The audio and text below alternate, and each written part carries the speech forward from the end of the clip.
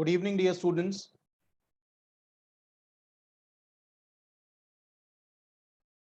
Am I audible? Okay. Good evening, Sachi. How are you? Hope everything is fine. That's fine. And is the chapter number 6 visible? Okay.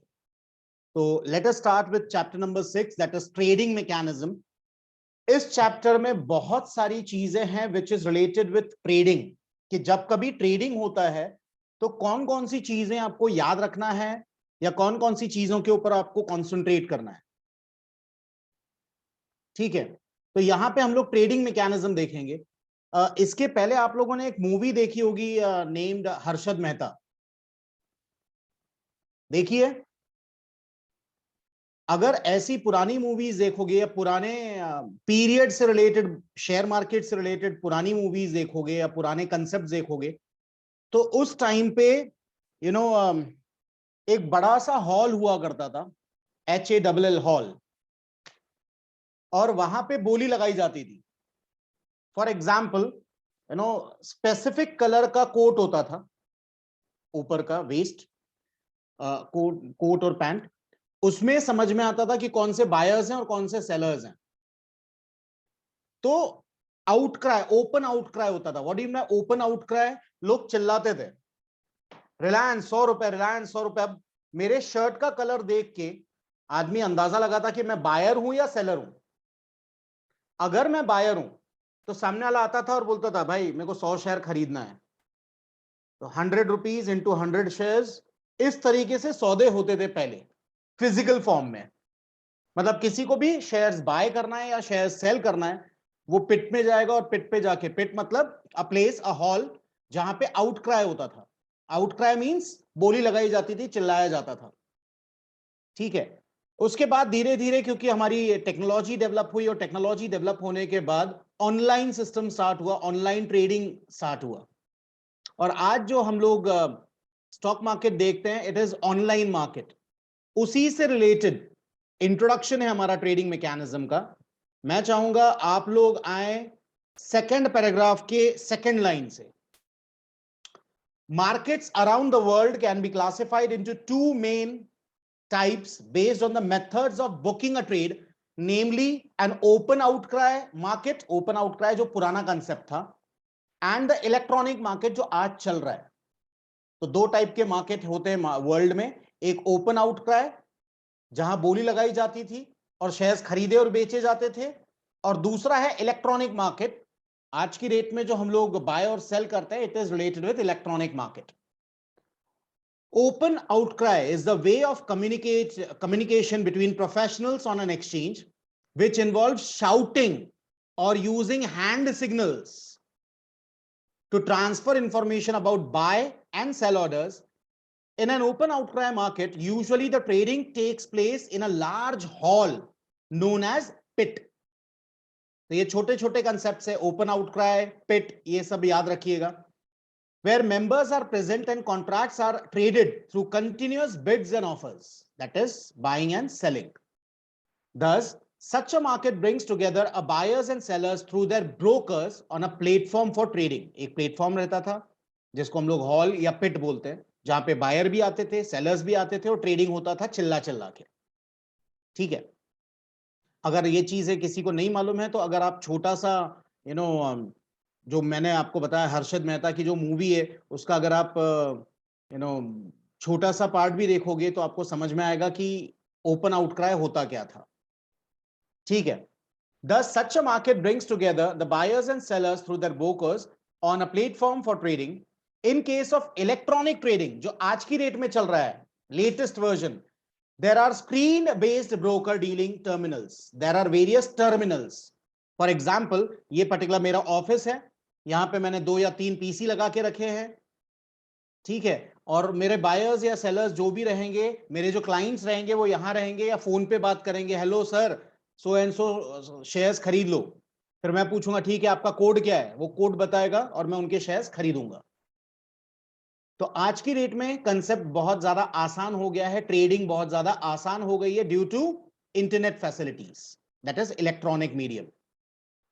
तो अब इन लोग बोल रहे हैं, does such a market brings together the buyers and sellers through their brokers on a platform of trading.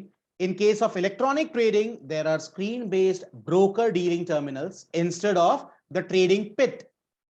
Futures and options trading in India is electronic in nature, क्योंकि पहले के जमाने में फ्यूचर्स और ऑप्शन ज्यादा होते नहीं थे, लोग ज्यादा करते नहीं थे, लोग सिर्फ कैश मार्केट में ही ज्यादा डील करते थे, ठीक है। लेकिन धीरे धीरे क्योंकि टेक्नोलॉजी बढ़ी तो हम लोग futures and options derivatives market भी लेके आए।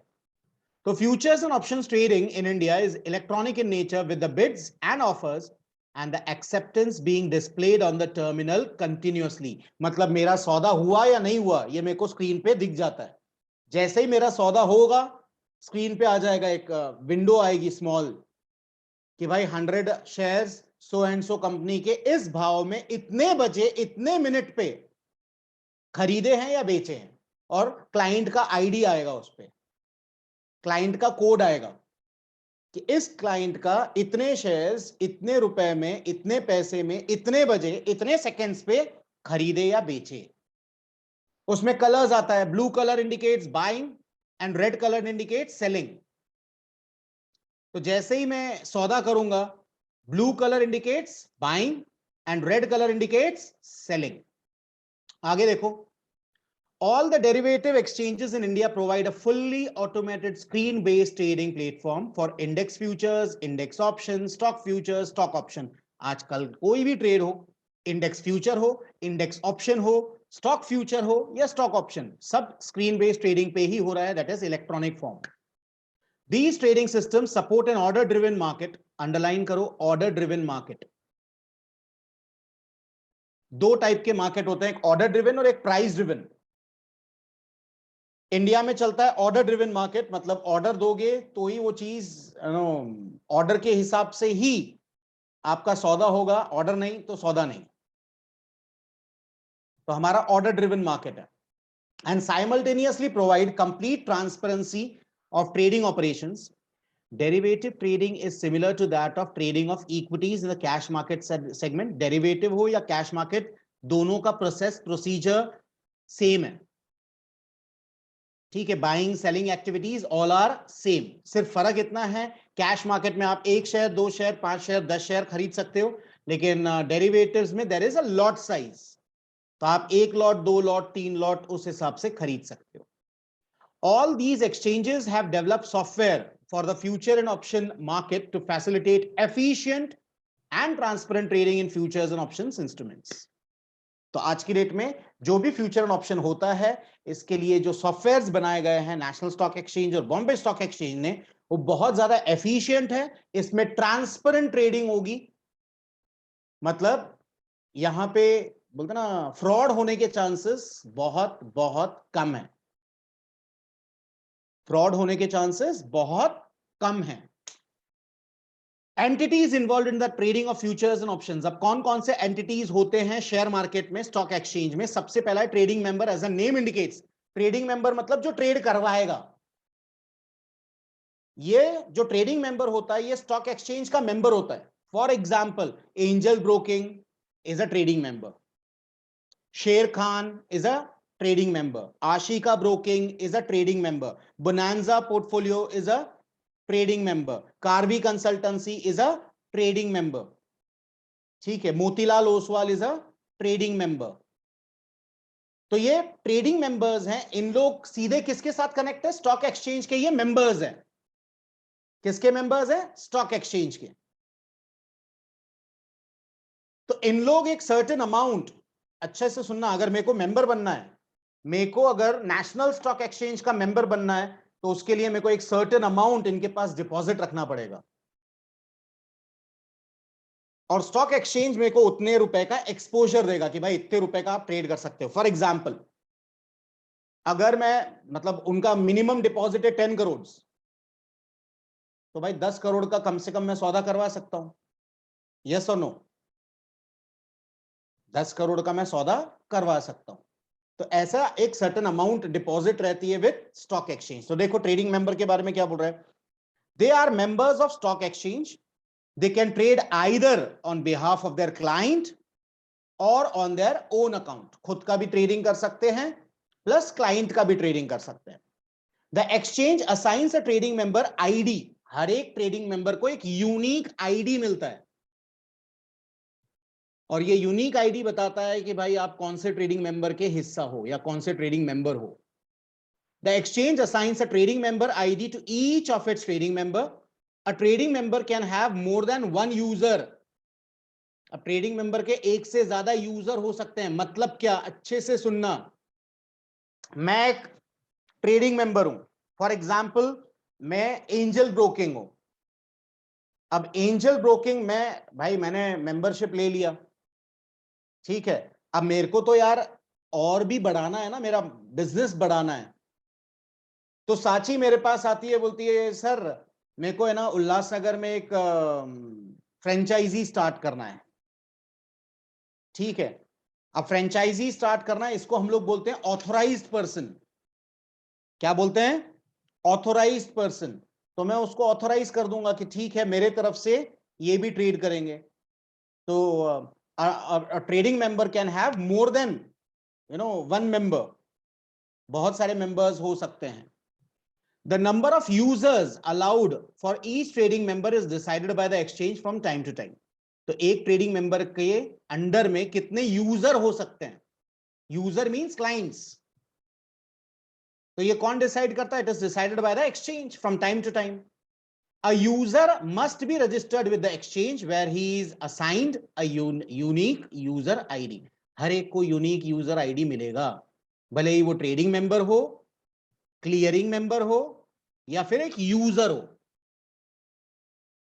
ठीक।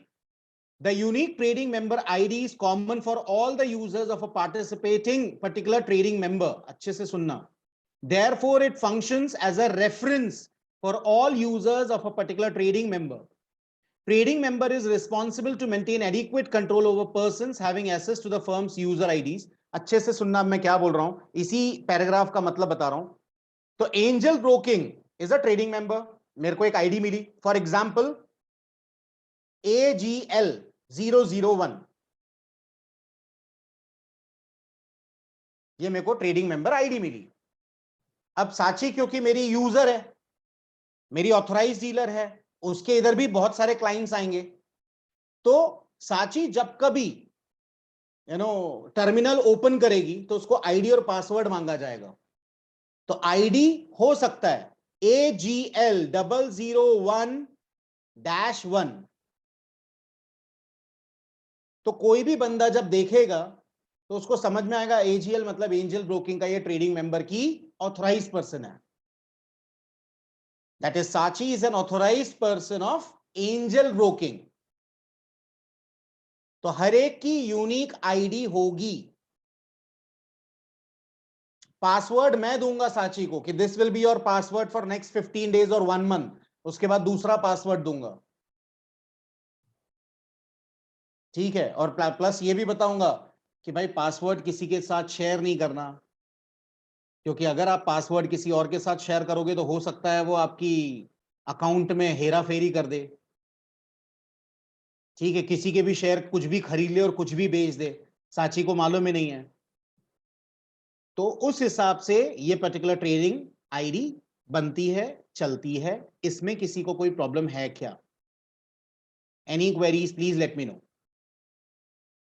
Concepts are very easy. Trading member, दूसरा trading cum clearing member. As the name indicates, ये क्लियरिंग मेंबर है जो सब जितने सौदे होते हैं, जितनी बाइंग और सेलिंग होती है, उसको क्लियर करता है। मतलब फॉर एग्जाम्पल एक छोटा सा एग्जाम्पल देता हूं कि mister x is sitting in Delhi, ठीक है। साची का क्लाइंट है, साची का एक क्लाइंट है मिस्टर बी हु स्टेज इन उल्लासनगर, ठीक है। अब क्लियरिंग मेंबर का काम क्या है? जैसे ही बी ने कुछ शेयर्स खरीदे, आई am talking about trading cum clearing member, दोनों चीज कर रहा है वो, ट्रेडिंग भी कर रहा है प्लस अपने खुद के जितने भी चीजें हैं वो क्लियर भी कर रहा है, ठीक है, खुद के भी और क्लाइंट के भी। अब हो क्या रहा है, मैं फिर से रिपीट कर रहा हूं. एंजल ब्रोकिंग एग्जाम्पल है, this is just an example to make you understand. Angel Broking is clearing member plus trading member. तो एंजल ब्रोकिंग के अंदर जितने क्लाइंट है, हजारों लाखों क्लाइंट है, वो हजारों लाखों क्लाइंट का जो भी खरीदा है और जो भी बेचा है वो उसको टैली करेगा. टैली कैसे करेगा? फॉर एग्जाम्पल, साची का क्लाइंट है मिस्टर बी, उसने 10 शेयर खरीदे रिलायंस के, और वो तो एंजल ब्रोकिंग में है. लेकिन एक शेर खान का क्लाइंट है, शेर खान कंपनी का क्लाइंट है, who is sitting in Delhi, उसने 10 शेयर रिलायंस के बेचे. तो एंजल ब्रोकिंग क्या करेगा? शेर खान को बोलेगा भाई 10 शेयर दे, वो 10 शेयर लेके साची का जो क्लाइंट है मिस्टर बी, उसके डीमैट अकाउंट में डाल देगा. That is clearing member, plus trading भी कर रहा है. तो देखो, this is the clearing member CM, who is also a trading member of the exchange. Such clearing members may clear and settle their own proprietary trades, खुद के trades, plus their clients trade as well as trade of other trading members and custodial participants. अब अच्छे से सुनना, हमारे example में who is trading come clearing member, it is angel broking. ठीक है. दिक्कत यह है कि एक और एक ब्रोकर है, आशिका ब्रोकिंग. ना Ashika broking is a trading member, he is not a clearing member. तो वो हमारे साथ जुड़ सकता है, एंजल ब्रोकिंग के साथ जुड़ सकता है कि भाई हम ट्रेडिंग मेंबर है लेकिन हमारा क्लियरिंग भी आप ही करो. तो ना एंजल ब्रोकिंग दो काम कर रहा है, एक तो ट्रेडिंग कर रहा है प्लस सेटलमेंट कर रहा है, क्लियरिंग कर रहा है, खुद का भी, खुद के क्लाइंट का भी, और खुद के पार्टिसिपेंट्स का भी, जो भी कस्टोडियल पार्टिसिपेंट्स है, जो भी उसके साथ अटैच्ड है, उनका भी जो भी सेटलमेंट है वो क्लियरिंग मेंबर करता है. तो ट्रेडिंग कम क्लियरिंग मेंबर. इसमें किसी को कोई प्रॉब्लम है? Next is professional clearing member. Now professional clearing member, they are only clearing members, they are not trading members. Professional clearing members, they are only clearing members, they are not trading members. मतलब इन लोग का काम ही है सिर्फ clear करवाना, trading करवाना नहीं. भाई आप लोग ट्रेडिंग करवाओ. अब मेरे क्लाइंट कौन कौन हो सकते हैं? मेरे क्लाइंट जितने ट्रेडिंग मेंबर्स हैं, जो क्लियरिंग मेंबर नहीं है, वो मेरे क्लाइंट बन सकते हैं, क्योंकि I am a professional clearing member. लेकिन क्या professional clearing member trading member बन सकता है? नहीं, क्योंकि उसका वो स्पेशल प्रोफेशनल क्लियरिंग मेंबर है, तो सिर्फ क्लियर करेगा, ट्रेड नहीं करेगा. तो देखो, professional clearing member clears the trade off his associate trading member and institutional clients, जो बड़े बड़े क्लाइंट्स हैं. फॉर एग्जांपल बैंक्स, बैंक्स भी शेयर्स बाय करते हैं, शेयर्स सेल करते हैं. म्यूचुअल फंड्स, तो ये इंस्टीट्यूशनल क्लाइंट्स हो गए. और ये बड़े बड़े इंस्टीट्यूशनल क्लाइंट्स, ये मैक्सिमम, ये ऑफ द रिकॉर्ड बोल रहा हूं, ऑन द रिकॉर्ड नहीं बोल रहा हूं. ऑफ द रिकॉर्ड मतलब ऑन पेपर नहीं बोल रहा हूं, बिहाइंड द पेपर्स बोल रहा हूं, कि जो प्रोफेशनल क्लियरिंग मेंबर्स होते हैं, क्योंकि ये सिर्फ क्लियरिंग कर रहे हैं, इनके पास सब बड़े बड़े क्लाइंट्स होते हैं. मैक्सिमम जो ट्रेडिंग मेंबर होते हैं ना, वो ट्रेडिंग कम क्लियरिंग मेंबर के पास नहीं जाते, क्योंकि मैक्सिमम लोग जो सिर्फ और सिर्फ ट्रेडिंग मेंबर है, ट्रेड करवाना उनको आता है बस, क्लियरिंग नहीं आता, उन लोग प्रोफेशनल क्लियरिंग मेंबर के पास जाएंगे, क्योंकि इन लोग प्रोफेशनल्स हैं. जबकि ट्रेडिंग कम क्लियरिंग मेंबर, उसका दिमाग दो दो जगह चल रहा है, ट्रेडिंग भी चल रहा है, क्लियरिंग पे भी चल रहा है, तो कंफ्यूज स्टेट ऑफ माइंड रहेगा, उसके पास काम का वर्कलोड ज्यादा रहेगा. जबकि प्रोफेशनल क्लियरिंग मेंबर सिर्फ क्लियरिंग के ऊपर ध्यान देगा. तो दे आर प्रोफेशनल्स. तो मैक्सिमम ट्रेडिंग मेंबर जो क्लियरिंग मेंबर नहीं है, उन लोग किसके पास जाना प्रेफर करेंगे? पीसीएम के पास. तो वही है, देखो, professional clearing members clears the trade off his associate trading member and institutional, बड़े बड़े क्लाइंट्स.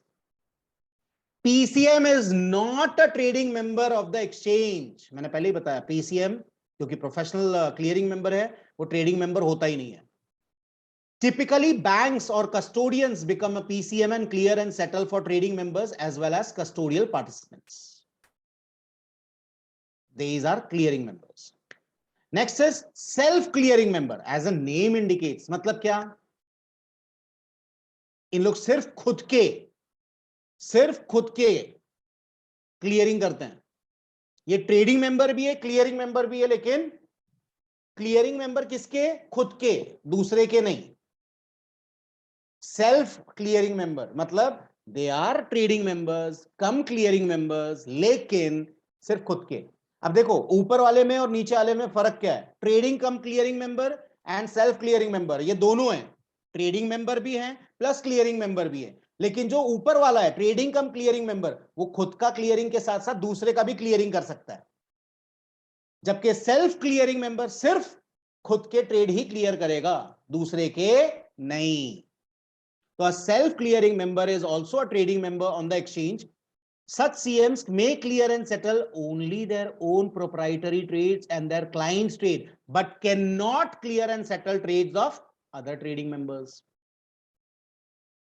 आया समझ में? Next is participants. Participants मतलब clients.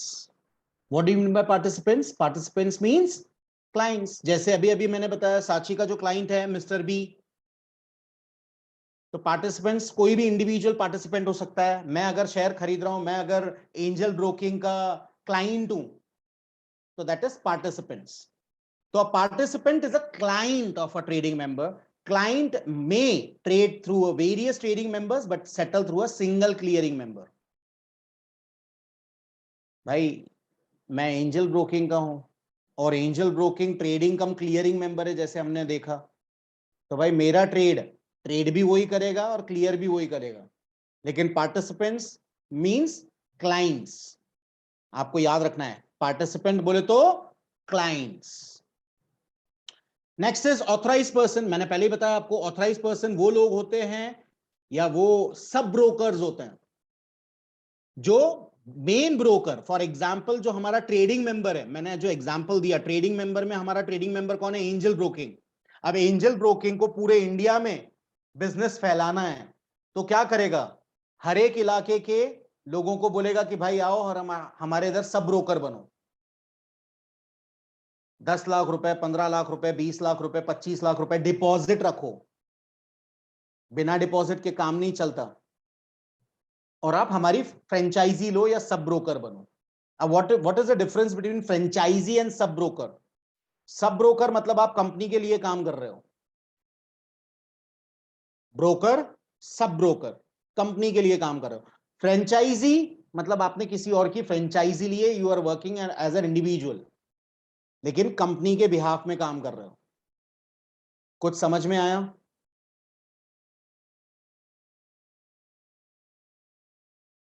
तो authorized persons, SEBI had earlier allowed spread of sub brokership as well as authorized persons network to expand the brokers network. However, SEBI board in its meeting held on 21st June 2018 decided that sub brokers as an intermediary shall cease to exist with effect from 1st April 2019. मतलब there will be no sub brokership.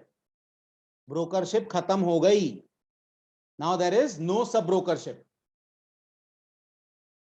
All existing sub brokers would migrate to become authorized persons or trading members if the sub brokers meet the eligibility criteria prescribed under stock exchange bylaws and SEBI का regulations and by complying with these regulations. तो सब brokership जो concept था वो अब खत्म हो गया। कब मीटिंग रखी थी? 21 जून 2018 को। और कब से सब ब्रोकरशिप खत्म हो गया? 1 अप्रैल 2019 से सब ब्रोकरशिप खत्म हो गया। अब जितने सब ब्रोकर्स हैं they are getting converted into authorised person. Concept same है। आपको मालूम है इंडिया में मोदी अंकल आने के पहले, ये प्राइम मिनिस्टर बनने के पहले प्लानिंग कमीशन हुआ करता था इंडिया में। प्लानिंग कमीशन का काम क्या था? हर 5 साल, अगले 5 साल की प्लानिंग करना। तो हम लोग इसको बोलते थे 5 ईयर प्लान। तो प्लानिंग कमीशन वाज देयर जो अगले 5 साल की तैयारी करता था कि अगले 5 साल में हमको क्या टारगेट अचीव करना है। मोदी अंकल आए, प्राइम मिनिस्टर बने, उन्होंने बोला बंद कर दो, ये सीज कर दो, 5 ईयर प्लान बंद कर दो। प्लानिंग कमीशन बंद कर दिया उन्होंने और उसके जगह पे लेके आया नीति आयोग। अब नीति आयोग का क्या काम है? वही सेम काम है जो प्लानिंग कमीशन का था। तो सेम चीज बेटा इधर है, सब ब्रोकरशिप खत्म कर दी, उसके जगह पे ऑथराइज पर्सन लेके आए, काम वही है, काम सेम। कंसेप्ट समझ में आया क्या बेटा? इसमें किसी को कोई प्रॉब्लम, कुछ क्वेरीज? अब है ना, कुछ चीजें मैं आप लोगों को बता रहा हूं आगे बढ़ने के पहले। कई चीजें हैं जो आपको ध्यान रखनी है और कई चीजें इग्नोर करनी है। जो मैं बोलूंगा कि प्लीज ये इग्नोर कर दीजिए, तो प्लीज उसको इग्नोर कर देना, क्योंकि उसके ऊपर क्वेश्चंस नहीं आएंगे। ये जितनी कंसेप्ट्स अपन ने पढ़े उसके ऊपर 110% क्वेश्चन आएगा। Trading member, trading cum clearing member, professional clearing member, self clearing member, participants, authorised persons, ये सबके ऊपर क्वेश्चंस आएंगे। अब market timing of derivative segment, हम सबको मालूम है मार्केट टाइमिंग 9:15 से 3:30 ये स्टॉक मार्केट का है। और जो कमोडिटीज डेरिवेटिव्स है या इक्विटी, लेट अस सी, पहले देख लेते हैं। Trading on the derivative segment take place on all working days of the week between 9:15 to 3:30 p.m. 9:15 a.m. to 3:30 p.m. SEBI, with a view to enable integration of trading of various segments of securities market at the level of exchanges, has permitted, SEBI ने permit किया, क्या किया देखो, SEBI has permitted stock exchange to set their trading hours in the equity derivative segment between 9 a.m. से चालू करो up to 11:55 p.m. इतना permit किया है, लेकिन ब्रोकर्स ने अब तक या स्टॉक एक्सचेंज ने अब तक इसको इंप्लीमेंट नहीं किया। आज भी मार्केट कितने बजे बंद हो जाता है? 3:30 बजे बंद हो जाता है। लेकिन सेबी ने क्या बोला? फॉर एग्जाम्पल दे रहा हूं कि ऐसी बहुत सारी जगह हैं, सिटीज है, जहां पे बोला है कि भाई आपको दुकान चालू करना है, आप 24 घंटे खुला रखो, 24 आवर्स। लेकिन दुकान वाले क्या बोलते हैं? अरे कौन 24 घंटे चालू रखेगा, रात में कौन रहेगा, चोरी वीरी हो गई तो रात में 10-11 बजे तक बंद कर देंगे अपन।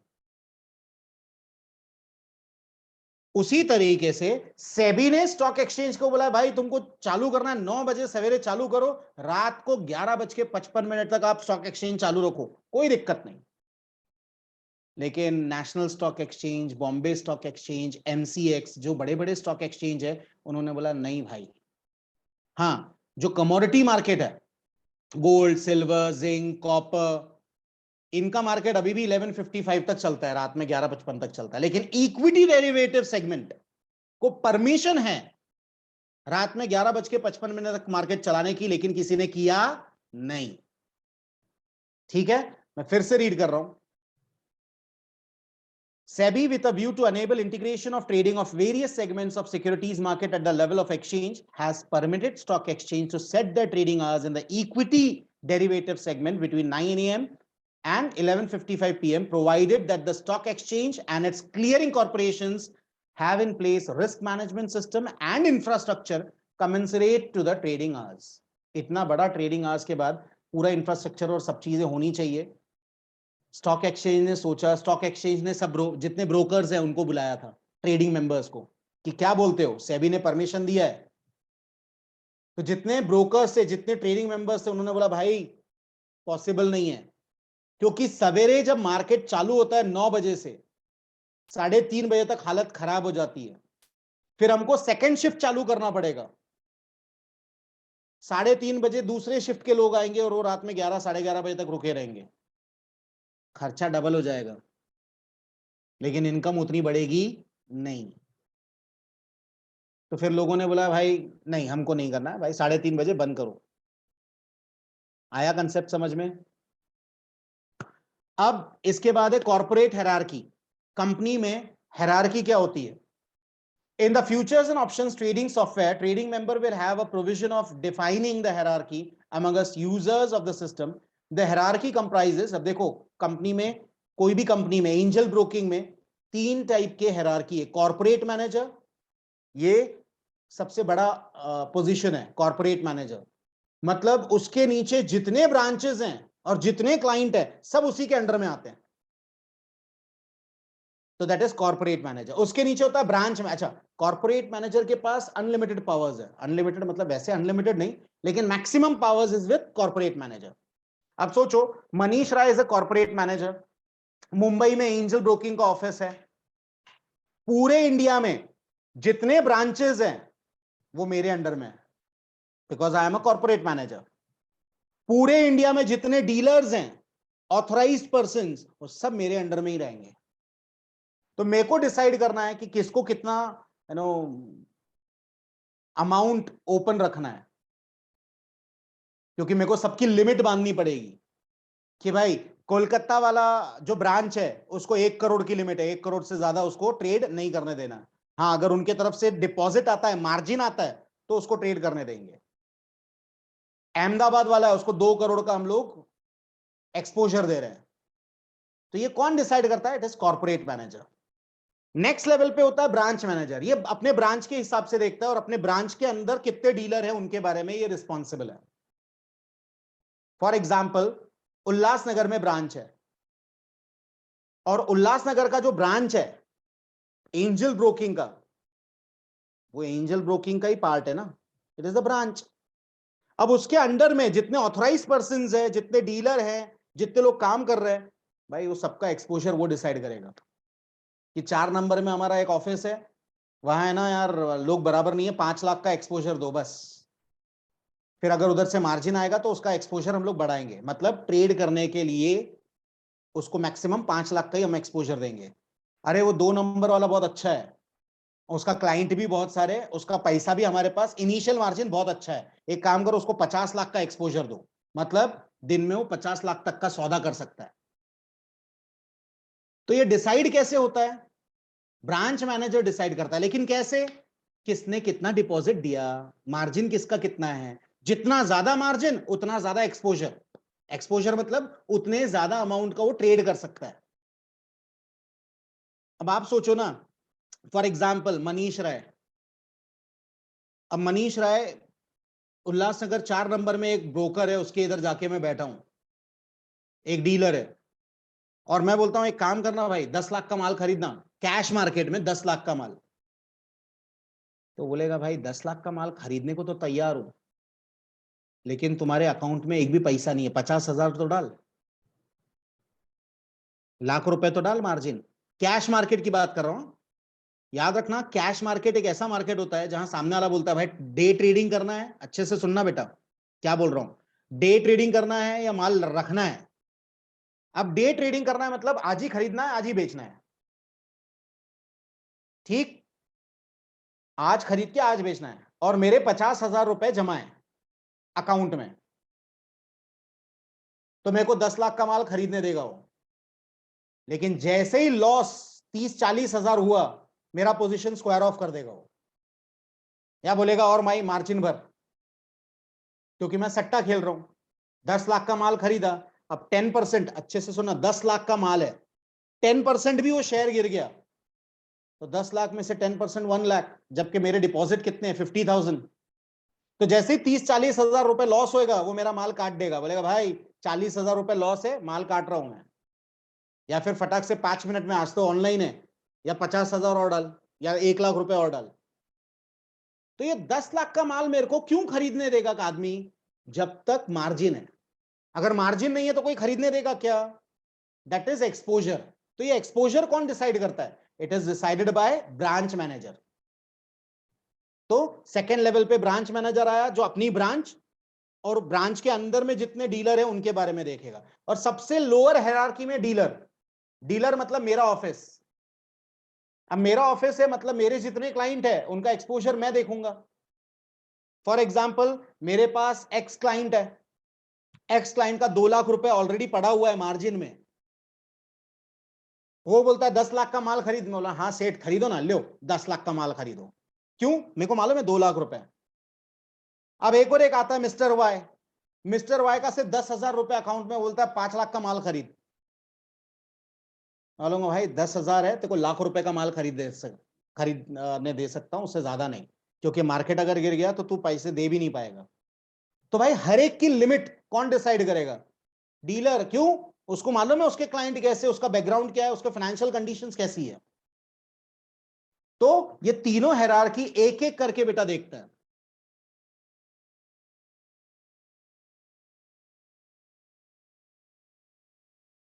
अब देखो सबसे पहला है corporate manager. Can we start? मैं चाहूंगा कि साची थोड़ा सा रीड कर दे, आज मैंने वैसे भी बहुत लेक्चर्स लिए हैं। Corporate manager. As a user, it is the highest level in a trading firm. Corporate manager can perform all the functions such as order and trade related activities, receiving reports for all branches of the trading members firm and also all dealers of the firm. Along with this, he can also define exposure limits for the branches. Exposure limits for the branches of the firm. सब branches का exposure limit, किसको कितना exposure देना है, वो decide कौन करेगा? Corporate manager. As per their margin, जितना ज्यादा मार्जिन, जिस ब्रांच का मार्जिन ज्यादा उसको ज्यादा एक्सपोजर, जिस ब्रांच का मार्जिन कम, कम एक्सपोजर। आगे। This facility is available only to the corporate manager. Okay, only to the corporate manager. ये फैसिलिटी किसको मिलेगी? सिर्फ और सिर्फ कॉर्पोरेट मैनेजर को। अब उसके नीचे, कॉर्पोरेट मैनेजर के नीचे कौन है? Branch manager. कॉर्पोरेट मैनेजर के अंदर सब ब्रांच आ गए, कॉर्पोरेट मैनेजर के अंडर में सब ब्रांच आ गए, सब डीलर आ गए, सब लोग आ गए। लेकिन ब्रांच मैनेजर के अंडर में खुद की ब्रांच और ब्रांच के अंदर जितने डीलर है उतने ही आते हैं। Let us see. As a user, it is placed under the corporate manager. Branch manager can perform and view order and trade related activities for all dealers under that branch. बराबर है, all dealers under that branch. सिर्फ branch के अंदर जितने dealers है उन्हीं के बारे में देख सकता है, बाकी लोगों के बारे में उसको देखने की कोई अधिकार या राइट्स नहीं है। और डीलर सबसे लोएस्ट है। तो भाई मैं अगर डीलर हूं और मेरे पास जितने क्लाइंट्स हैं मैं उन्हीं के बारे में बता सकता हूं, मैं बाकी लोगों के या दूसरे डीलर या तीसरे डीलर के बारे में जानकारी ना मेरे को रहेगी ना मैं बता सकता हूं। तो Dealer is at the lowest level of the user hierarchy. He can only view his own orders and trades and does not have access to information on other dealers under either the same branch or in other branches. बराबर है, same branch या other branch, उसको सिर्फ information रहेगी खुद के client की, बाकी लोगों की कोई इंफॉर्मेशन नहीं होगी। Next is client broker relationship. याद रखना, एक ब्रोकर, एक सब ब्रोकर, एक ऑथराइज्ड पर्सन अपने क्लाइंट का पूरा ध्यान रखना चाहिए। क्या क्या ध्यान रखना चाहिए भाई? उसका केवाईसी डॉक्यूमेंट्स चाहिए, उसके लिए शेयर्स खरीदेगा, वो बोलेगा तो शेयर बेचेगा, वो बोलेगा भाई हमको पे आउट चाहिए तो पे आउट देगा, अगर लगता है मार्जिन कम है तो फोन करके मार्जिन मंगाएगा, सेठ आपका मार्जिन कम है थोड़ा सा मार्जिन डाल दो। ठीक है, तो ये सब काम ब्रोकर करेगा, किसके लिए? क्लाइंट के लिए। तो client broker relationship, let us read. A trading member would be responsible for various compliance related activities, including Know Your Client, KYC form, execution of client broker agreement, timely execution of orders given by clients, collection of adequate margins, maintain separate client bank account for segregation of client money, ensure timely pay in and pay out of funds, timely issue of contract notes, resolve clients' complaints, sending periodical statement of accounts, maintain unique client code, etc. सब चीज ये broker का काम है, सब चीज अपने client के बारे में उसका पूरा ध्यान रखेगा, एग्रीमेंट से लेके execution of orders, collection of adequate margins, maintain separate client bank account, हर एक का अलग अलग, ये सब अपने आप होता है, ये सब ऑनलाइन हो चुका है। तो इसके लिए ज्यादा मगजमारी करने की आज की डेट में जरूरत नहीं। ये प्रॉब्लम कब होता था? जब सब चीज आउटक्राई होता था, ओपन आउटक्राई, वो टाइम पे ये सब चीज के लिए बहुत टाइम लगता था। ठीक है, लेकिन आज की डेट में इलेक्ट्रॉनिक चीजें होने और इजी सॉफ्टवेयर होने की वजह से ये सब प्रॉब्लम्स नहीं है। अब बेटा इसके बाद जो चीजें आ रही है ये बहुत ही इंपॉर्टेंट है, ये जो अब पढ़ने वाले ऑर्डर टाइप्स एंड कंडीशंस, ये सब इंपॉर्टेंट है, इसके ऊपर 110% क्वेश्चंस आएगा, 110%। जैसे मैंने ऊपर बताया था क्वेश्चंस आएंगे, वैसे ही यहां बता रहा हूं, जहां क्वेश्चंस नहीं आएंगे मैं आपको बताऊंगा कि यहां क्वेश्चंस नहीं आएंगे, इसको ऐसे ही रीड करो। लेकिन बेटा ये सब इंपॉर्टेंट है, मतलब अब तक जो हमने पढ़ा है, अब तक जितना हमने पढ़ा है वो सब इंपॉर्टेंट है, उसके ऊपर क्वेश्चंस आने के चांसेस ज्यादा से ज्यादा हैं। ठीक है, अब देखो order types and conditions. Yes madam. In the trading system, trading members are allowed to enter orders with various conditions attached to them as per their requirements. These conditions are broadly divided into the following categories: time time condition. conditions, price conditions, and various combinations of the above are allowed, providing flexibility to the users. अब एक एक करके देखेंगे हम लोग. Time condition, सबसे पहला है डे ऑर्डर. अच्छे से सुनना बेटा, डे ऑर्डर का मतलब क्या है, पहले मैं एग्जांपल देता हूं फिर हम लोग रीड करेंगे. अब डे ऑर्डर मतलब क्या, फॉर एग्जांपल XYZ कंपनी का भाव चल रहा है, स्पॉट प्राइस चल रहा है 100 रुपए. कितना चल रहा है? 100 रुपए. और मेरे को वो शेयर खरीदना है, मेरे को वो शेयर खरीदना है. मैं ऑर्डर डाल रहा हूं 95 रुपीज में कि मेरे को 100 शेयर खरीदना है. जब ये शेयर नीचे आ जाएगा 95 रुपीज. अब अच्छे से सुनना, पूरे दिन में अगर ये 95 रुपीज या उससे नीचे नहीं आया तो दिन खत्म होने के बाद मेरा जो ऑर्डर है वो अपने आप कैंसिल हो जाएगा, क्योंकि हुआ ही नहीं ना, ट्रेड हुआ ही नहीं. भाई 100 रुपए चल रहा था, मैंने डाला 95 पे, और 98, 99, 100, 101, 102 वही रेंज पे चलता रहा, नीचे आया ही नहीं. तो मेरा जो ऑर्डर है वो एग्जीक्यूट होगा क्या? वो मैच हुआ ही नहीं ना, क्योंकि बाइंग ऑर्डर है, सेलर कोई 95 पे था ही नहीं, सेलर सब ऊपर ऊपर थे. तो आखिरी में, दिन के आखिरी में मेरा ऑर्डर अपने आप कैंसिल हो जाएगा. That is day order. That is day order. क्या डे ऑर्डर बेटा समझ में आया? ये ऑटोमेटिकली कैंसिल हो जाएगा कब? At the end of the day. ठीक है. अच्छा, कई बार ऐसा भी होता है, अच्छे से सुनना, कई बार ऐसा होता है कि मैंने 100 शेयर डाला 95 रुपीज में, 100 शेयर, वो आया भी नीचे, लेकिन मेरे को सिर्फ 10 शेयर मिले, बाकी मिला ही नहीं, क्योंकि वो 10 शेयर के बाद फिर से ऊपर चले गया. सिर्फ 10 शेयर 95 में बिके और बाकी फिर ऊपर चले गया, तो मेरे को मिला ही नहीं. ऐसा भी होता है. तो देखो डे ऑर्डर. सर सिर्फ वो 10 शेयर्स नहीं लिया जा सकते? ना, वो तो आ गए ना मेरे अकाउंट में, लेकिन बाकी 90 आए ही नहीं, तो at the end of the day अपने आप डिलीट हो जाएगा, कैंसिल हो जाएगा ऑर्डर. देखो day order. A day order is an order which is valid for a single day on which it is entered. If the order is not executed during the day, the trading system cancels the order automatically at the end of the day. बराबर. इसमें किसी को कोई problem है? Order अपने आप शाम में कैंसिल हो जाएगा at the end of the day. Immediate or cancel order, ये बहुत ही इंटरेस्टिंग चीज है. इमीडिएट और कैंसिल, अगर आप टिक करते हो ना immediate or cancel, for example अच्छे से सुनना, रेंज बहुत वोलेटाइल चल रही है, मार्केट प्राइस बहुत वोलेटाइल चल रहा है, 199, 199, 199, 199 चल रहा है. XYZ कंपनी के शेयर का भाव 199 चल रहा है, और मैं डालता हूं इमीडिएट और कैंसिल. मैं रेट डाल रहा हूं 99 रुपीज 50 पैसे. 1000 शेयर बाय करना है मेरे को. भाई फ्लक्चुएशन चल रहा है 99 100 के बीच में. मैंने प्राइस क्या डाला? 99 रुपीज 50 पैसे में 1000 शेयर खरीदना है. Immediate or cancel. तो जैसे ही मैं एंटर दबाऊंगा, 99 रुपीज 50 पैसे का अगर सेलर अवेलेबल है, क्योंकि मैं बाय कर रहा हूं ना, अगर 99 रुपीज 50 पैसे का सेलर अवेलेबल है तो सौदा हो जाएगा. नहीं हुआ तो अपने आप कैंसिल हो जाएगा ऑन द स्पॉट. सौदा है तो मैच, नो मैच कैंसिल. अब इसमें भी क्या होता है, कई बार पूरे 1000 शेयर आ जाते हैं, कई बार 200 शेयर 300 शेयर ही आते हैं, क्योंकि immediate or cancel as a name indicates. तो जैसे ही आप एंटर दबाओगे, इमीडिएटली अगर मार्केट में 99 रुपीज 50 पैसे का कोई सेलर है तो आपका मैच हो गया, क्योंकि आपने 99.50 डाला, उसने 99.50 डाला. जितना मैच होगा उतने शेयर्स मिल जाएंगे. मैच नहीं होगा कैंसिल हो जाएगा अपने आप. तो that is immediate or cancel order. साची समझ में आया क्या? पहले ये बताओ, read it.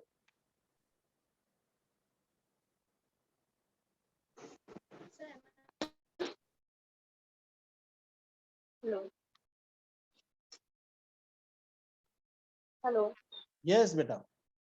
Am I audible? Yes, yes, you are. Immediate or cancel IOC order. User is allowed to buy or sell a contract as soon as this order is released into the trading system. An unmatched order will be immediately cancelled. Partial order match is possible in this order, and the unmatched portion of the order is cancelled immediately. सही है बेटा, इसमें किसी को problem है तो please बताओ। Time condition खत्म हो गई है, प्राइस कंडीशन देखना है। तो टाइम कंडीशन में किसी को कोई प्रॉब्लम, कुछ queries, please let me no.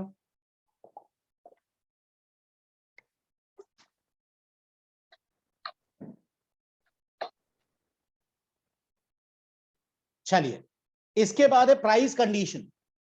Now what do you mean by price condition? अच्छे से सुनना, प्राइस कंडीशन प्राइस है। सबसे पहला लिमिट ऑर्डर। लिमिट ऑर्डर मतलब आप पहले से लिमिट करके रखोगे। एग्जांपल दे रहा हूं, XYZ कंपनी के मेरे को शेयर्स खरीदना है, स्पॉट रेट चालू है 100 रुपीज और मैंने डाला 95 rupees. That is limit order. Limit order मतलब भाई जब तक वो मेरे प्राइस पे नहीं आएगा मैं नहीं खरीदूंगा। जब तक वो मेरे प्राइस पे नहीं आएगा मैं शेयर नहीं खरीदूंगा। पूरे दिन में अगर वो 95 आता है तो मेरे को शेयर मिलेगा, नहीं आता है नहीं मिलेगा। आया समझ में? Yes. Yes. Limit order. It is an order to buy or sell a contract at a specified price. The specified user price, याद रखना, स्पेसिफाइड प्राइस। मेरा स्पेसिफाइड, मेरा एग्जांपल में स्पेसिफाइड प्राइस कितना है? 95 99 रुपीज। rupees. 95 रुपीज। Right. ठीक है, आगे। The user has to specify this limit price while placing the order, and the order gets executed only at this specified limit price or at a better price than that, lower in case of buy order and higher in case of a sell order. अब lower in case of buy order मतलब 95 या 95 के नीचे जाएगा share तो ही आपको पूरे shares मिलेंगे, नहीं तो नहीं मिलेंगे। ठीक है, सेल ऑर्डर के टाइम पे हायर बट नेचुरल। ठीक है, that is limit order. Okay, Jiten has raised his hand. Yes Jiten, hello Jiten. Yes sir. Yes तो डे ऑर्डर के टाइम पे भी तो हमने 95 रुपीज का ही लिमिट डाल के रखा है ना। यस, लेकिन डे ऑर्डर बेटा वो पूरे दिन के लिए चलेगा। और price order immediate price effect. Limit order जो होता है वो आपने लिमिट डाल के रखी है। ये लिमिट आने वाले टाइम में आप बढ़ा भी सकते हो, कम भी कर सकते हो। Day order is for a day. Okay. It is specific, fixed. ठीक है, okay. Next one is market order. Now what is market order? Market order मतलब जो रेट चल रहा है उस पर खरीदोगे आप। 100 रुपए चल रहा है ना, अच्छे से सुनना, मेरे को खरीदना ही है। अब डे ऑर्डर मार्केट ऑर्डर मारते कैसे, मतलब मार्केट ऑर्डर ट्रेड कैसे करते हैं मैं आपको बता रहा हूं। रेट चल रहा है, अच्छे से सुनना, बिड प्राइस चल रहा है 100 रुपए, आस्क प्राइस चल रहा है 100 रुपए 50 पैसा। बायर खड़ा है 100 रुपए पे, सेलर बेचना चाह रहा है 100 रुपए 50 पैसे में, और मैं ऑर्डर डालता हूं 101 रुपए क्योंकि मेरे को खरीदना ही है। That is termed as market order.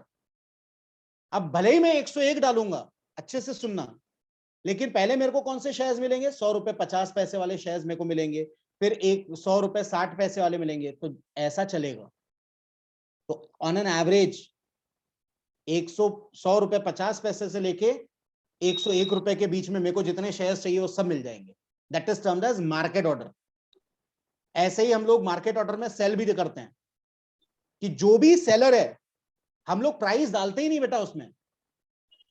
हम लोग कई बार मार्केट ऑर्डर में प्राइस डालते ही नहीं है। 1000 शेयर खरीदना है, प्राइस में डैश कुछ नहीं, ब्लैंक, डायरेक्ट एंटर, तो जो मार्केट रेट रहेगा उसमें मिल जाएगा। That is market order. Concept बेटा समझ में आया क्या? चलो, let us read. market order. A market order is an order to buy or sell a contract at the best bid / offer price currently available in the market. Price is not specified at the time of placing this at the time of placing this Price order. is not specified at the time of placing this order. ये order place करने के time पे आप price डालोगे ही नहीं. आगे. The price will be currently available price in the market, that is, a buy market order will get executed at the best price at which the seller is ready to sell, and a sell market order will get executed at the best price at which the buyer is ready to buy. कई बार ना ये सब चीजें कहाँ होती है, जब हमको मालूम है कि कई बार ब्रोकर खुद बोलते हैं या कई बार टेक्निकल एनालिस्ट बोलते हैं कि भाई ये शेयर 102 रुपए के ऊपर गया ना तो भागेगा, 108 रुपए आज ही बताएगा. तो आदमी सोचता है 102 रुपए के ऊपर, तो वो नजर रखता है. अच्छा 101 हो गया, 100 रुपए था 101 हो गया, 101 रुपए 50 पैसे हो गया, अरे 102 रुपए हो गया. जैसे ही 102 रुपए होता है बोलता मार्केट ले इसको, क्योंकि उसके बाद भाग सकता है 108 रुपए तक. तो फिर लोग मार्केट करके रहते हैं, प्राइस डालते ही नहीं है. 1000 शेयर लेना, 1000 शेयर नो प्राइस, एंटर, आने दो. फिर वो 102 में आए, 102 रुपए 50 पैसे में आए, 103 रुपए में आए, आपको आपके शेयर मिल जाएंगे. That is market order. इसमें बेटा किसी को कोई प्रॉब्लम है? अब अच्छे से सुनना. I am talking about next one, stop loss order. As the name indicates, stop loss. अब इसमें होता क्या है, XYZ कंपनी है, मैं दोनों पर्सपेक्टिव बताऊंगा, बायर का भी और सेलर का भी, ठीक है. फॉर एग्जांपल फिलहाल मैं बायर की बात कर रहा हूं. मैंने XYZ कंपनी 100 रुपए में खरीदा, 9:15 बज रहा है, मार्केट में सवेरे सवेरे 9:20 पे मैं गया, मैंने शेयर खरीदा. 1000 शेयर ले 100 रुपए के हिसाब से, 1000 शेयर आ गए. कितने में आ गए? 100 रुपए में आ गए. अरे यार 9:30 बजे से मेरा लेक्चर है, अब 9:30 से 11, 11:30, 12:30, 1, 1:30, 2 बजे तक मेरा लेक्चर है. क्या मैं मार्केट देख सकता हूं? नहीं. तो मैं क्या बोलता हूं, एक काम कर, 95 रुपीस का है ना, इसका स्टॉप लॉस रख दे. मतलब ये शेयर 100 रुपए से अगर 95 आएगा तो अपने आप ट्रिगर हो जाएगा. क्या हो जाएगा? ट्रिगर हो जाएगा. मतलब मेरे को उससे ज्यादा लॉस नहीं होगा.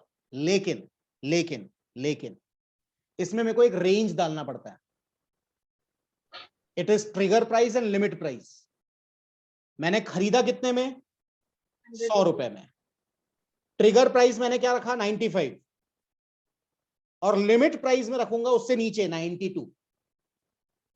मतलब जैसे ही 95 या 95 से नीचे आएगा मेरा माल बिक जाएगा. बिटवीन 92 टू 95, 95 और 92 के बीच में. अब ये ना, ये जो ट्रिगर प्राइस और लिमिट प्राइस है, ये हरदम बड़ी रखते हैं. ये हरदम बड़ी रखना मतलब ज्यादा गैप रखना चाहिए. कई लोग छोटा गैप रखते हैं. मैं आपको बताता हूं क्या होता है छोटा गैप. अब मैंने 95 रुपीस ट्रिगर प्राइस रखा और उससे कम मैं कुछ भी रख सकता हूं. 94 रुपीस 75 पैसा से 25 पैसे का गैप. 94 रुपीस 75 पैसा मैंने लिमिट प्राइस रखा. कई बार शेयर्स के प्राइस बाउंस होते हैं. अब what do you mean by bounce? 95 rupees 10 पैसा और उसके बाद डायरेक्ट बाउंस होके आएगा 94 रुपीस 50 पैसा. मेरा वाला सौदा एज इट इज रहा, खड़ा ही रहे, क्योंकि उसके नीचे आया है. तो कभी भी जो रेंज होती है between trigger price and limit price, ये हरदम ज्यादा होनी चाहिए कि इसके बीच का सौदा कुछ भी होगा तो हमारा माल अपने आप बिक जाएगा, मेरे को लॉस कम होगा. मालूम पड़ा शाम तक आते आते 80 रुपए हो गया. अब सोचो 100 में 1000 शेयर खरीदा था, 80 रुपए हो गया, 20 रुपया पर शेयर लॉस. इंटू 1000, 20,000 रुपए एक दिन में लॉस हो रहा है मेरे को. अगर मैंने 95 रुपीस का स्टॉप लॉस डाला और 92 रुपीस का लिमिट प्राइस डाला, उसके बीच में अगर कुछ होता है तो मेरे को 4, 5,000, 6,000, 7,000 रुपए लॉस होगा, 20,000 नहीं होगा. तो इसके लिए ऐसा बोला जाता है, ये इधर लिखा नहीं है कहीं, मैं आपको बता रहा हूं प्रैक्टिकल में क्या होता है. तो ट्रिगर प्राइस और लिमिट प्राइस के बीच में गैप रखते हैं. This is while buying. This is while buying. अच्छा, सेलिंग किया, अच्छे से सुनना बेटा, मैं उल्टा बोल रहा हूं। Now I am a seller, intraday कर रहा हूं, मेरे को मालूम है कि आज है ना XYZ कंपनी नीचे गिरने वाला है, XYZ कंपनी नीचे गिरने वाला है। मैं बोलूंगा एक काम कर, कितना 100 रुपए चल रहा है ना, 1000 शेयर शॉर्ट मार, 1000 शेयर शॉर्ट मार। लेकिन मेरे को बताओ बेटा, रेट अगर ऊपर गया तो मेरा प्रॉफिट है या लॉस? लॉस। तो मैं उसको बोलूंगा 105 का ट्रिगर प्राइस लगा और 102 रुपए का मेरा लिमिट प्राइस लगा। मतलब अगर ये भागना चालू किया तो मेरा लॉस कवर हो सकता है। स्टॉप लॉस, लॉस स्टॉप करूंगा मैं। ठीक है, तो जैसे ही ये शेयर भागेगा 105 रुपए के ऊपर कोई भी सौदा होगा तो हमारा सौदा होगा।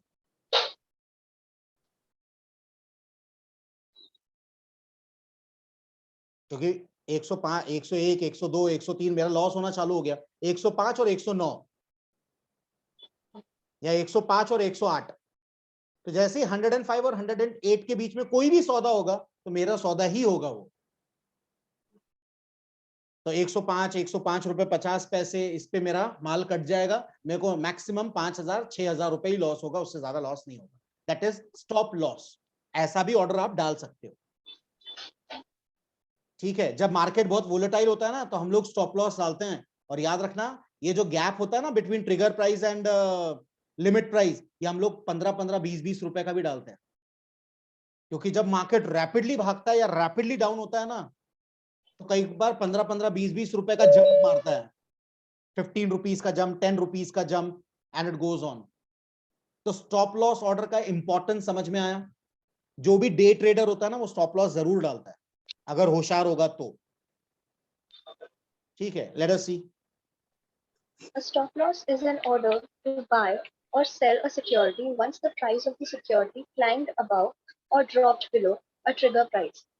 The stop loss order gets activated when the trigger price is reached/crossed and enters the market as a market order or as a limit order, as defined at the time of placing this stop loss order.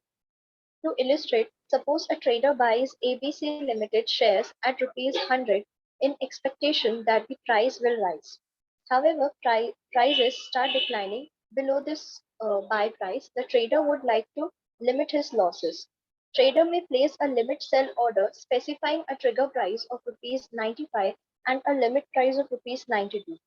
The trigger price has to be between last traded price and limit price while placing the sell limit order. Once the market price of ABC breaches the trigger price, that is rupees 95, the order gets converted to a limit sell order at rupees 92. Trigger price is the price at which the order gets triggered from the stop loss book. इसमें किसी को कोई problem है बेटा? No problem. If any student has any query, please raise your digital hands.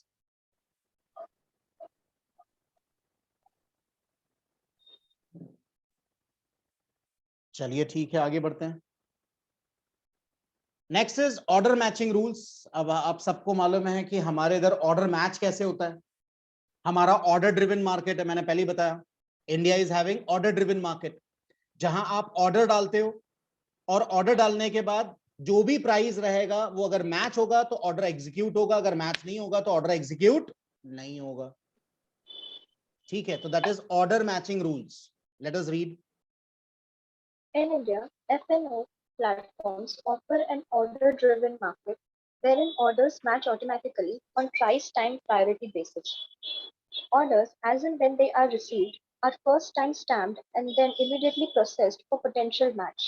If a match is not found, then the orders are stored in different books. Orders are stored in price time priority in various books in In the the following following sequence. sequence. Best price, मेरा अगर best price रहेगा तो but natural match होने के chances ज्यादा है. With in price but by time priority. Time priority मतलब जैसे आपने बोला ना, इसके पहले हम लोगों ने कंसेप्ट देखा था, इमीडिएट और कैंसल ऑर्डर. मतलब इमीडिएटली होगा या फिर कैंसिल होगा या फिर डे ऑर्डर। तो with in price by time priority. Time priority मतलब वही टाइम कंडीशंस। तो इंडिया में ऑर्डर ड्रिवन मार्केट में ऑर्डर मैचिंग के दो ही रूल्स है, एक या फिर बेस्ट प्राइस हो, अगर बेस्ट प्राइस नहीं है तो भाई टाइम के ऊपर डिपेंडेंट है, आपने कौन सा ऑर्डर डाला है। डे ऑर्डर डाला है तो दिन भर तक रहेगा, दिन में अगर आपका मैच हो गया तो ठीक, नहीं हो गया तो अपने आप कैंसिल, या फिर इमीडिएट और कैंसिल। इमीडिएटली डालो, जो मैच हो गया वो मैच हो गया, उतना आपके शेयर्स आ गए, जो नहीं हो पाया वो अपने आप कैंसिल हो गए। ठीक है, बाकी आखिरी पैराग्राफ रीड करने की जरूरत नहीं है। प्राइस बैंड, अब प्राइस बैंड इसके पहले हमारा हो चुका है, याद है। 10 कोई भी शेयर्स 10% ऊपर या 10% नीचे जा सकता है, दैट इज प्राइस बैंड, जिसको मैंने इसके पहले भी बताया, जिसको हम लोग अपनी भाषा में बोलते हैं upper circuit and lower circuit. मतलब एक शेयर 10 रुपए चल रहा है, 100 रुपए चल रहा है, वो ऊपर 10% जा सकता है मतलब 110, और नीचे 10% गिर सकता है मतलब 90 रुपीज। ये प्राइस बैंड हो गया। 110 से 90 रुपए के बीच में ही खेलेगा वो। जो ऊपर का बैंड है इसको बोलते हैं अपर सर्किट, लोअर बैंड है इसको बोलते हैं लोअर सर्किट। ठीक है, that is termed as price band. उसी के बारे में देखो। There are no price bands applicable in the derivative segment. However, in order to prevent erroneous order entry, operating ranges and day minimum maximum ranges are kept as below. For index futures at 10% of the base price. That is 10% ही इनका price band है।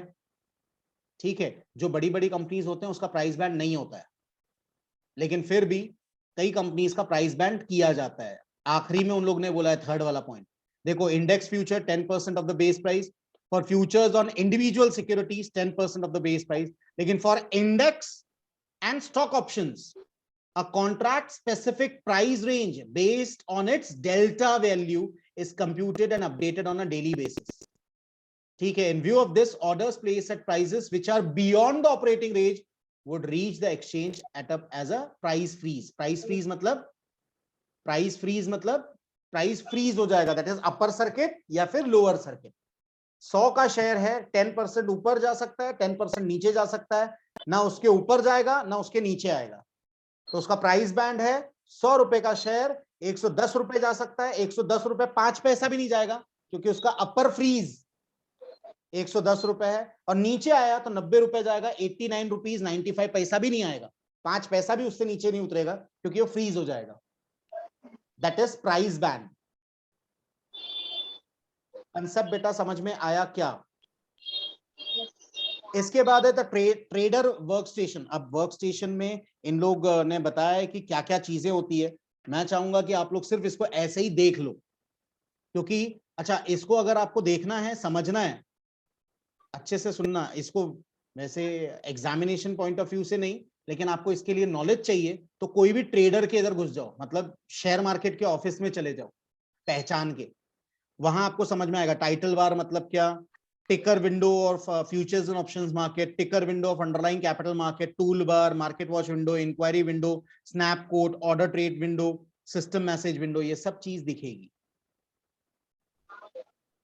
ठीक है, लेकिन examination point of view से ये important नहीं है। इसके बाद placing orders on the trading system, ये थोड़ा सा अगेन इंपॉर्टेंट है।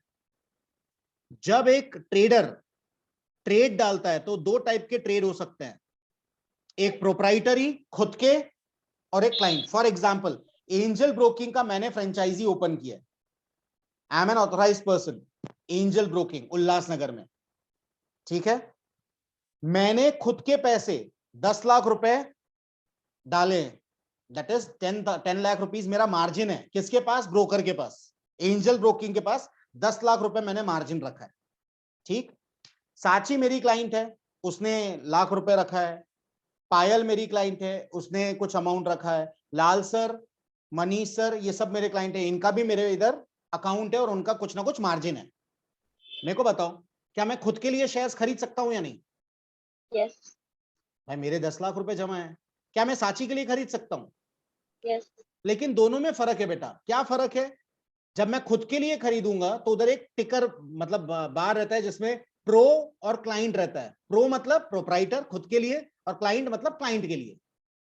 तो जब मैं खुद के लिए करूंगा तो प्रो पे लेके जाऊंगा, क्लिक करूंगा कि भाई प्रो के लिए खरीदना है, और अगर क्लाइंट के लिए खरीदना है तो मैं प्रो को हटा के क्लाइंट के ऊपर लेके आऊंगा कि क्लाइंट के लिए खरीदना है। That is the difference between pro and client. तो रीड करो इसको। While entering orders on the trading system for both the futures and the options market, trading members are required to identify orders as being proprietary or clients. Pro identifies proprietary orders. Underline करो इसको। Pro identifies proprietary orders, while CLI client का CLI identifies client orders. Client account number should be provided for client orders. जैसे ही मैं client का CLI दबाऊंगा ना तो वो पूछेगा भाई कौन सा क्लाइंट, तो वहां टैब में अगर दबाऊंगा तो मेरे सब क्लाइंट्स आ जाएंगे, फिर मेरे को उसमें से चूज करना है किस क्लाइंट का खरीदना है या बेचना है। प्रो में ऐसा नहीं आएगा, प्रो मतलब मेरा खुद का ही है, लेकिन क्लाइंट जैसे ही करूंगा तो 10 ऑप्शंस आएंगे, भाई किस क्लाइंट की बात कर रहा है, किसके अकाउंट में खरीदना है या किसके अकाउंट में बेचना है। तो प्रो एंड क्लाइंट समझ में आया। Yes.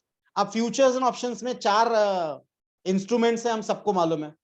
कौन कौन से 4 है? Index based futures, index based options that is Nifty, Nifty 50, bank Nifty and others. Individual stock, Reliance, Tata, Birla, या इंडिविजुअल स्टॉक फ्यूचर्स। तो ये 4 हैं, इसमें ज्यादा कुछ भी नहीं है। तो F&O सेगमेंट में डेरिवेटिव एक्सचेंज में ये 4 चीजें हैं। ये किसी को इसमें प्रॉब्लम है क्या? अरे बोलो रे बाबा। अब नीचे इन लोग eligibility criteria for selection of stocks for derivative trading, stocks की बात कर रहे हैं। मेरे को बताओ कौन से स्टॉक का डेरिवेटिव में आ सकता है और कौन सा नहीं आ सकता है?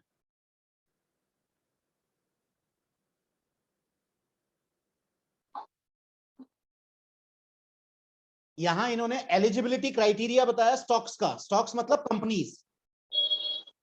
मेरे को बताओ क्या सब में डेरिवेटिव, सब में फ्यूचर एंड ऑप्शन, जितने कंपनीज हैं सब में फ्यूचर एंड ऑप्शंस होते हैं क्या? नहीं। फ्यूचर एंड ऑप्शन किस में हो सकते हैं, उसकी ये 4 एलिजिबिलिटी क्राइटेरिया है। कितने क्राइटेरिया है? 4। ये 4 एलिजिबिलिटी क्राइटेरिया आपको याद रखना है। मतलब कौन सी कंपनी का फ्यूचर एंड ऑप्शन में नाम आ सकता है। याद रखना बेटा, ऐसी बहुत सारी कंपनीज है जिनका फ्यूचर एंड ऑप्शन में नाम ही नहीं है, वो सिर्फ कैश मार्केट में ही ट्रेड होता है। तो भाई जो कंपनी कैश मार्केट में ही ट्रेड हो रहा है, अगर उसको फ्यूचर एंड ऑप्शन में आना है तो उसके लिए ये 4 एलिजिबिलिटी क्राइटेरिया है। ये 4 एलिजिबिलिटी क्राइटेरिया फुलफिल किया तो वो डेरिवेटिव में आएगा, नहीं तो डेरिवेटिव में नहीं आएगा। आई am talking about stocks, I am not talking about indices. कोई भी कंपनी जो शेयर मार्केट में है वो पहले शुरुआत उसकी होती है कैश मार्केट से। कैश मार्केट में रहते हुए अगर उसने अच्छा परफॉर्म किया और ये 4 क्राइटेरिया फुलफिल किए तो वो फ्यूचर ऑप्शन में भी ट्रेडिंग कर सकता है, नहीं तो नहीं। भाई कोई भी कंपनी के शेयर फ्यूचर ऑप्शन में कैसे आएंगे? ऐसे आएंगे। Can we see? Yes. Yes, A read it. stock on which stock options and single stock futures contracts are proposed to be introduced shall conform to the following broad eligibility criteria for a continuous period of 6 months. For a continuous period of 6 months। याद रखना 6 महीने। याद रखना ये अभी किस market में trade कर रहा है? सिर्फ और सिर्फ कैश मार्केट में ट्रेड कर रहा है। अगर ये शेयर को, ये कंपनी को, ये स्टॉक को फ्यूचर एंड ऑप्शन में आना है, डेरिवेटिव मार्केट में आना है, तो ये 4 कंडीशंस फुलफिल करना पड़ेगा, वो भी कंटिन्यूअस 6 महीने तक। तो देखो क्या क्या है। First, A. The stock shall be chosen from amongst the top 500 stocks in terms of average daily market capitalization and average daily traded value in the previous 6 months on a rolling basis. Rolling basis means continuous. तो पिछले 6 महीने तक कोई भी company अगर top 500 stocks में आ रही है, टॉप 500 कंपनीज में आ रही है, तो ही उसका सिलेक्शन हो सकता है, तो ही वो एलिजिबल हो सकती है डेरिवेटिव मार्केट में आने के लिए, नहीं तो they are that stock is not eligible. ठीक है, और जो उन्होंने एवरेज की बात की है वो एवरेज सब नीचे आएगा। दूसरा क्या बोल रहा है? The stock's median quarter sigma order size MQSOS over the last 6 months on a rolling basis shall not be less than rupees 25 lakhs. मतलब ऑन एन एवरेज, एवरेज की बात कर रहा हूं। देखो इन लोग ने बोला है मीडियन, मीडियन मतलब मिडिल, मीडियन मतलब मीन मीडियन मोड, याद है ना? तो मीडियन मतलब क्या? Middle. Middle quarter sigma order size मतलब कोई भी कंपनी जिसका क्वार्टरली ऑर्डर साइज 25 लाख रुपए से ज्यादा है, मतलब डेली बेसिस पे अगर हम लोग बात करें, डेली बेसिस पे एवरेज निकालेंगे 6 महीने का एवरेज, लेकिन 6 महीने को इन लोग ने डिवाइड किया है 3 मंथ्स 3 मंथ्स। पिछले 6 महीने का देखेंगे, लेकिन first 3 months and last 3 months, पहला 3 महीना और आखिरी का 3 महीना, टोटल 6 मंथ्स को डिवाइड किया इनटू 2, और उसमें देखेंगे कि इनका ऑर्डर साइज, इनका ऑर्डर साइज 25 लाख रुपए या उससे ज्यादा का ऑर्डर होना चाहिए। मतलब इनके शेयर्स जो खरीदे और बेचे जाएंगे वो ऑन एन एवरेज 25 लाख से ज्यादा का होना चाहिए। फॉर एग्जाम्पल शेयर 100 रुपए चल रहा है, कितना? 100 रुपए। तो क्वार्टरली, एक क्वार्टर में, एक 3 महीने में डेली बेसिस पे इसमें कितने का ट्रेड हुआ, वो 25 लाख से ज्यादा चाहिए। कुछ आया समझ में? हो सकता है किसी दिन 15 लाख हुआ, किसी दिन 50 लाख हुआ। अब मेरे को बताओ, 2 दिन का पकड़ो, पहले दिन 20 लाख का ट्रेड हुआ, दूसरे दिन 30 लाख का, एवरेज कितना हुआ? पहले दिन 20 लाख का ट्रेड हुआ, दूसरे दिन 30 लाख का ट्रेड हुआ। यस साची, कितना? 25. 25। इसी तरीके से 3 महीने का देखेंगे, पहला 3 महीना और बाद में 3 महीना। तो पहले 3 महीने और बाद में 3 महीने में टोटल 6 मंथ्स में इन लोग क्वार्टरली बेसिस पे देखेंगे कि एवरेज 25 लाख रुपए या उससे ज्यादा का ऑर्डर ट्रेड होना चाहिए। That is median quarter sigma order size. आया समझ में? Yes. ये बहुत इजी चीज है, आसान है, कोई भी कंपनी कर लेती है। सबसे पहला वाला क्राइटेरिया थोड़ा टफ है, दूसरा क्राइटेरिया इजी है, अब तीसरा क्राइटेरिया भी टफ है। देखो क्या बोल रहा है। The market-wide position limit (MWPL) in the stock shall not be less than rupees 500 crores on a rolling basis. अब मार्केट वाइड पोजीशन लिमिट मतलब पूरे मार्केट में उसकी पोजीशन 500 करोड़ से ज्यादा का ट्रेड होना चाहिए। कितना? 500 करोड़ से ज्यादा का ट्रेड होना चाहिए, खरीदी बिक्री शेयर्स में 500 करोड़ से ज्यादा की चाहिए 6 महीने में। ठीक है, हर महीने 500 करोड़ 500 करोड़ 500 करोड़ 500 करोड़ 500 करोड़, ऐसे 6 महीने, तब जाके क्वालिफाई करेगा from cash segment to derivative segment, नहीं तो नहीं। ये आया समझ में? आया क्या? Yes. Total trading in 6 month should be more than 500 crore. आखिरी वाला क्या बोल रहा है देखो, Average daily delivery value in the cash market shall not be less than rupees 10 crores in the previous 6 months on a rolling basis. हर दिन 10 करोड़ से ज्यादा का इसको लोगों ने शेयर खरीद। देखो दो टाइप के ट्रांजैक्शन होते हैं, एक इंट्राडे मतलब आज खरीदो आज बेचो, और दूसरा है डिलीवरी। इन लोग डिलीवरी की बात कर रहे हैं। इन लोग बोल रहे हैं कि अगर वो कंपनी के शेयर की रोज 10 लाख रुपए, 10 लाख करोड़, सॉरी 10 करोड़ से ज्यादा की डिलीवरी अगर लोग रख रहे हैं, मतलब खरीद के रख रहे हैं, तो वैलिड है, नहीं तो वैलिड नहीं है। मतलब पूरे 6 महीने हर दिन 10 करोड़ से ज्यादा रुपए का अगर डिलीवरी लोग रख रहे हैं, इंट्राडे ट्रेडिंग नहीं, डिलीवरी, तो ही वो एलिजिबल है to be in derivative market, नहीं तो नहीं। क्या ये चारों कंसेप्ट समझ में आए? किसी को भी ये चारों कंसेप्ट नहीं समझ में आया तो प्लीज लेट मी नो।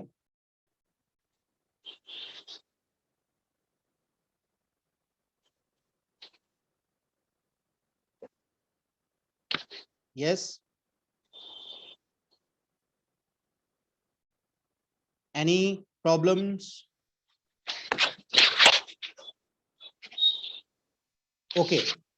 इसके बाद का जो है एलिजिबिलिटी क्राइटेरिया फॉर इंडाइसिस, ये छोड़ दीजिए, ये ना एग्जाम में आएगा और ना इसकी इंपॉर्टेंस है. The reason for that is हर 2 महीने में ये चेंज होता है. हर 2 महीने में ये चेंज होता है एलिजिबिलिटी क्राइटेरिया ऑफ इंडाइसिस. तो इसको रीड करने की बेटा जरूरत नहीं है. मेरे को बताइए, आज जो लेक्चर हुआ है इसमें किसी को कोई प्रॉब्लम, कुछ क्वेरीज, कुछ पूछना है क्या? Any queries? Sir price band जो है वो एक्सचेंजेस डिसाइड करते हैं. प्राइस बैंड जो है कंपनी का वो एक्सचेंजेस डिसाइड. Yes yes.